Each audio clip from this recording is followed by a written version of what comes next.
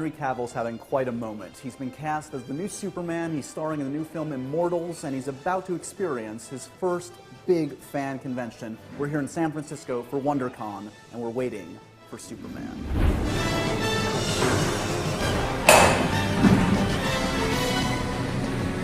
That's a dramatic entrance. That's an entrance.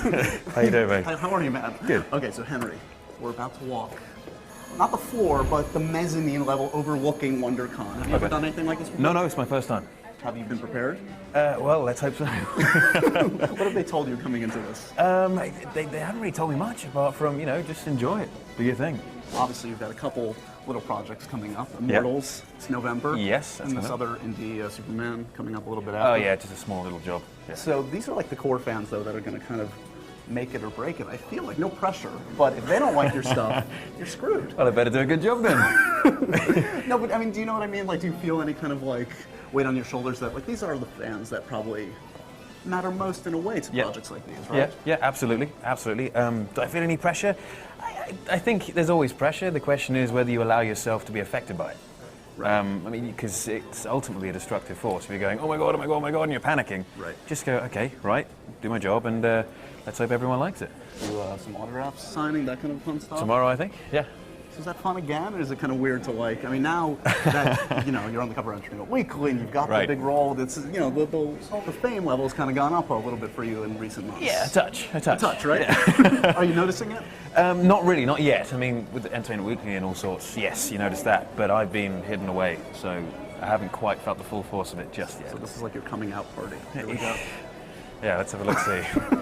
Okay, so we're going to turn this corner, we're going to take a look. This is going to be your first look at the convention floor. I mean, every convention like this has the crazy floor where you can buy every paraphernalia known to man. Oh, cool. Should have brought my credit cards. You should have.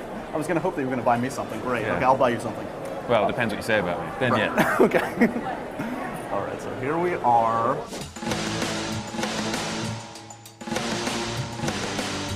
This is the floor of WonderCon, Henry. Okay.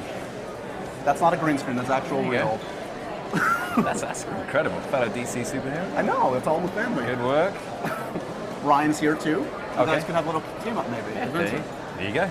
So growing up, did you have a favorite superhero? I know you said you weren't really big into the comics and stuff. Superman, of course. Every kid wants to be Superman. So, yeah.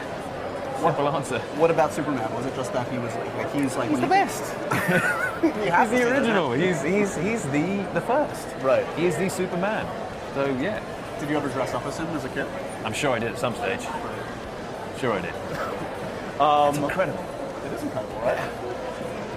You can get lost on the floor. Like, what would happen? Let's imagine what would happen if you walked out of the floor there right now. Probably not much at this stage. Oh, I don't know. Oh no.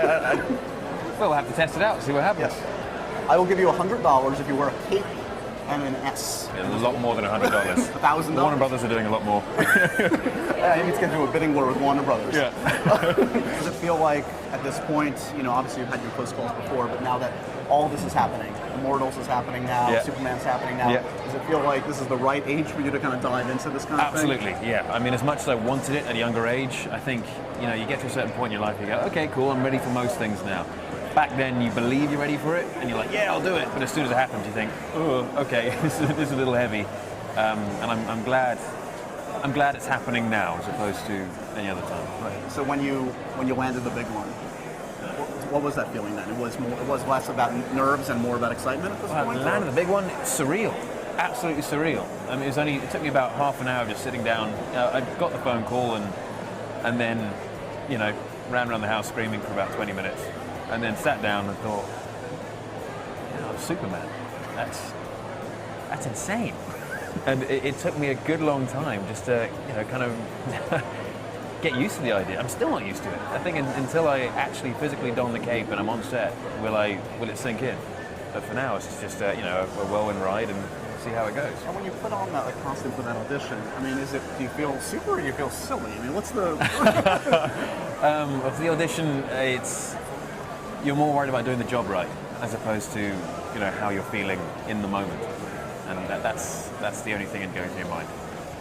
We're going to get into Immortals, trust me, when we sit down. But one more thing on that I'm curious about. Since you had come so close before, you've been through the audition process for Superman. So that must be interesting when you go into the second wave of auditions. Like, do you approach it the same way? I mean, do you think about, okay, this is how I tried it the first time.